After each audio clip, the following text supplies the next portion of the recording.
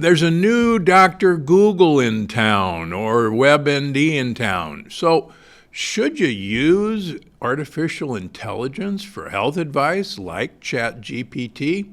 So I'm going to put some questions in that a lot of people ask, and let's have fun. Let's see who agrees, who doesn't agree.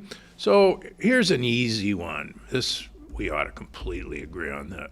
What is the healthiest diet?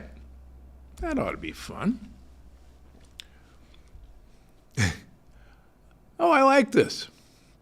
Let's give it a second.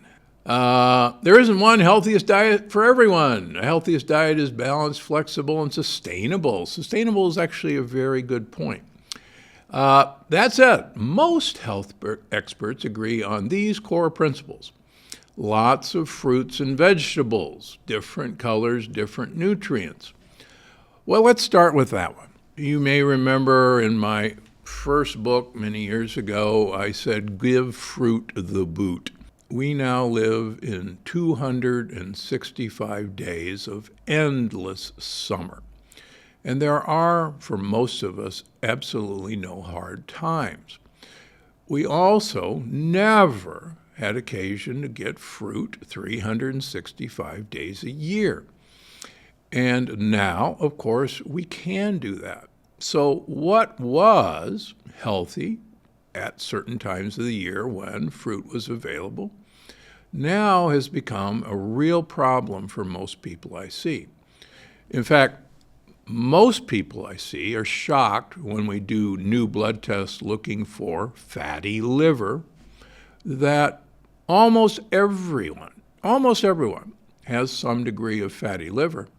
And many people, without knowing it, eating a healthy diet, have extreme fatty livers, thanks to partially the fruit they eat, but also the fructose in high fructose corn syrups, which is in almost everything. So, fruit in season, local fruit in season, but otherwise give fruit the boot. Oh, next one, whole grains. Now there's a bad idea. Brown rice, oats, whole wheat bread, quinoa. First of all, remember, everything that ChatGPT mentioned is loaded with lectins. And for those of you who haven't listened, 100% of my patients with leaky gut, when they first see me, and that's virtually every patient that I see, has antibodies to whole wheat, have antibodies to oatmeal, have antibodies to corn, and quinoa, unfortunately, is also a lectin-rich food. So that's the worst advice I can imagine. Okay, how about protein from varied sources? Beans, lentils, eggs, fish, chicken, tofu, nuts, yogurt. Well, beans and lentils have some of the highest lectins of any food group. Now, the good news is you can soak them and then pressure cook them, or you can buy them from companies already pressure cooked, like Eden Brand, like Jovial, think happy person, and have no problem. How about eggs? That's a touchy subject. A number of my patients actually do react to the components in eggs, whether it's egg white or egg yolk or both. But eggs, if they're pasture-raised or omega-3 eggs, for most people can be a good source of protein, but also an incredibly good source of healthy fats for their brain. Tofu. Once again, tofu comes from soybeans, and soybeans are loaded with lectins that many people react to. Tofu is not a fermented food, and that's the problem. Fermentation usually destroys the lectins in most products. All right, how about healthy fats? Hey, we're in pretty good agreement here. Nuts, seeds. Well, there are certain seeds that aren't healthy for you. Sunflower seeds are not healthy for you. They're pure omega-6 fats. They're also loaded with lectins. Olive oil, hey, good choice, but buyer beware. You've got to find high polyphenol olive oil. How's the best way to do it? Look for not only extra virgin, but also first cold pressed. And finally, look for the country of origin and the date of pressing. And we've got complete videos on how to do this. Avocados, eat them whole. Believe it or not, avocado oil is not a particularly healthy oil. It's oleic acid, which is a monounsaturated fat, but it's the avocado that's good for you because it's loaded with fiber. Oh, here's a fun one. Eat enough calories. America is overloaded with calories. We don't have to worry about eating enough calories. All right, other key habits. Drink mostly water. Yeah, I like that, but just remember that most of our water, municipal water, is loaded with antibiotics, chemicals, toxins. Really, you ought to do your homework and get yourself a reverse osmosis filtered water. They're actually quite reasonable, a lot of countertop ones, and use it that way. Oh, here's a great advice. Eat regularly. Don't skip meals. I guess nobody ever told the hunter-gatherers like the Hadzas that they ought to eat regularly.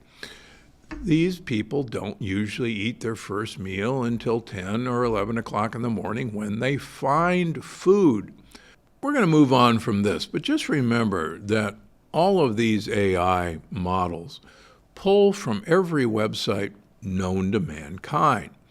There used to be an expression early on in computers, when we programmed computers, garbage in, garbage out.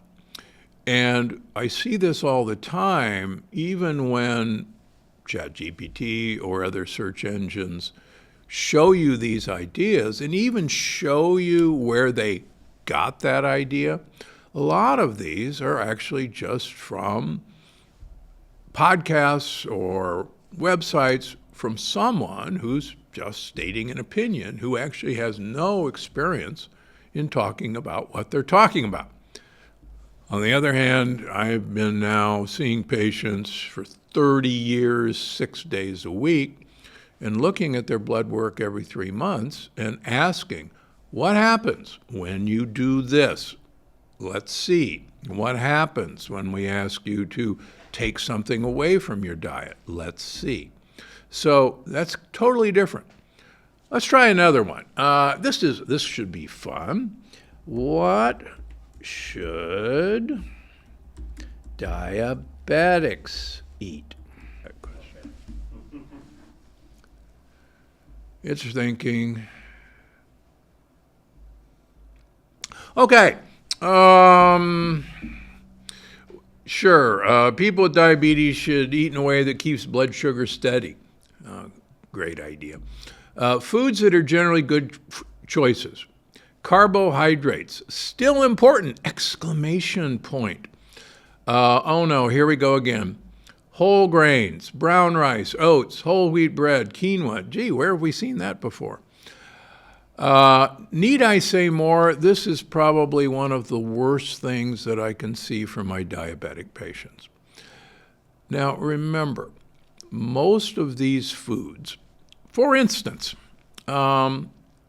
let's talk about whole wheat bread. Really, have you ever seen any whole wheat kernels in whole wheat bread? No, of course you haven't, because they're ground up. And when they grind them up, anytime you grind up a carbohydrate, a starch, like wheat mostly is, you expose that to rapid digestion and absorption into sugar. So a piece of whole wheat bread makes your blood sugar go up higher and faster than 4 teaspoons of straight sugar. Really? So how in the world could that possibly be healthy for a diabetic? And the answer is, it's not. And I see this all the time in my patients. Oh, I'm having healthy sourdough bread and I'm a diabetic, and I'm going, well, what the heck is your A1C going up? Why is your triglycerides going up? And they tell me, I don't eat any sugar. Yes, they do. Every time they're having their healthy whole wheat bread, they're eating sugar, not anything healthy. Fruits. Whole fruit is better than juice. Folks, if you are a diabetic, the rule applies. Give fruit the boot. There is nothing healthy in fruit for a diabetic because it is a sugar bomb the way it has been hybridized. And that's one of the first things I do for my diabetics is take their fruit away. And they and I love to watch their blood sugars and their hemoglobin A1Cs and their insulin levels and their insulin resistance plummet. They love to see their triglycerides plummet. They love to see their good cholesterol go up, all because they gave fruit the boot. All right, beans and lentils. So if you're going to eat plant-based proteins, like beans or lentils, you have to remember that beans in general are mostly starch, which turns into sugar. On the other hand, lentils are the lowest of the starch and highest in the protein of the beans and lentil family. So if you're doing a plant-based diet, lentils that are pressure cooked are a much better choice than beans. Here's one we get all the time. Is high cholesterol really dangerous? This ought to be good.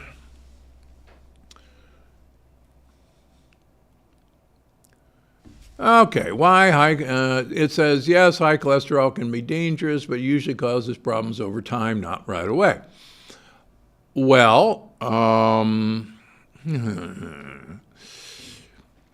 let's move on. Why high cholesterol matters. Cholesterol itself isn't bad. Your body needs it. That's right. It's not usually bad. Thank you very much. The issue is too much of the wrong kind. Bad cholesterol, LDL.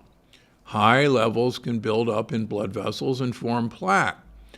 Over the years, this can narrow or block arteries, increasing the risk of heart disease, heart attack, stroke, usually later in adulthood. Well, first of all, LDL, bad cholesterol, we'll give you a seminar, but there's 7 different kinds of LDL. There are big LDLs, which are fluffy beach balls that bounce around your blood vessels and bounce and don't stick. Then there are what are called small, dense LDLs. Now, back in the good old days when I looked at these various fragments, small, dense LDLs are typically the one that oxidize. Now, what's oxidation? Oxidation is becoming rusty or rancid. And if you like the cholesterol theory of heart disease, which I don't, but if you like it, you have to have oxidized cholesterol to stick. Most of my patients were able to have them have very high LDL cholesterol levels, but they don't produce many small dense LDLs, and even if they do, they don't oxidize them because of the diet they're on. Secondly, it takes 2 to tango. Your blood vessels themselves have to be sticky, like fly paper, to attract cholesterol. And that's from inflammation. That's why I much prefer the inflammatory theory of heart disease and or the autoimmune theory of heart disease. You have to have both activated cholesterol and blood vessels that are damaged. After all, cholesterol is just a spackling compound that looks for damage to blood vessels, cracks in blood vessels, and patches it. That's how it ends up attaching to your blood vessels. The other thing, sadly, that I see, I have patients who are on statin drugs, on injectable drugs to lower their LDL cholesterol, and yet they still develop new lesions, have new stents, and no one ever bothered to look at the inflammation on their blood vessels, or whether even those lower cholesterol numbers were oxidized. And shockingly, the folks who do get into trouble with these lower levels have oxidized cholesterol and sticky blood vessels. And once we fix that, we no longer have to worry about the levels of cholesterol. Oh, eat plenty of fruits, vegetables, and whole grains. Guess what, folks? The more fruit you eat, the higher your triglycerides go. And in general, the higher your LDL cholesterol goes. Guess what, folks? The more whole grains you eat, the higher your triglycerides go, the higher your LDL cholesterol go. So, no, that's a horrible advice. Well, this was fun. Let me know what you thought about this in the comments.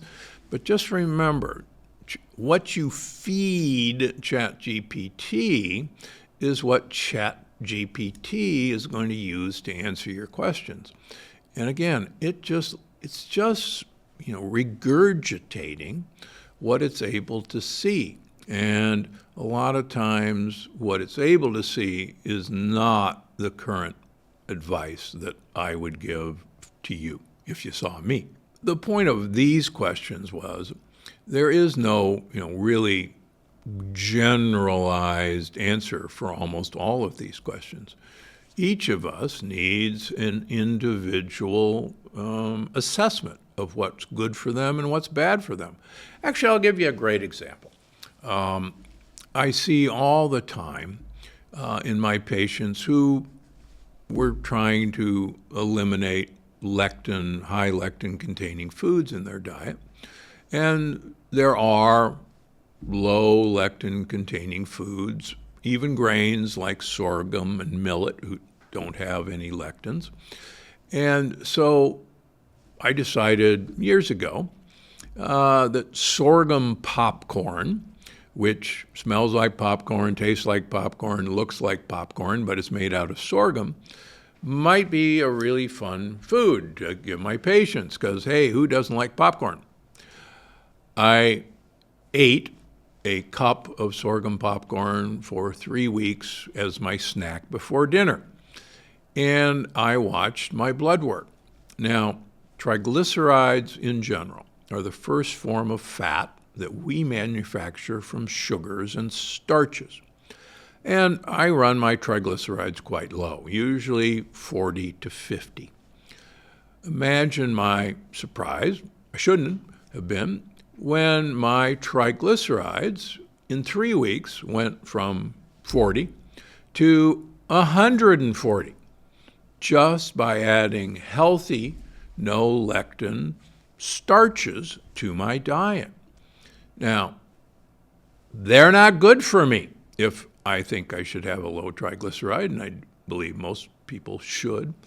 So even though it's, quote, healthy, even though it doesn't have any lectins, it's still a starch that's easily absorbed and turned into sugar, which in turn is converted into triglycerides, fat. So that's not the healthiest diet for me. ChatGPT, thanks for working on this. We'll meet again.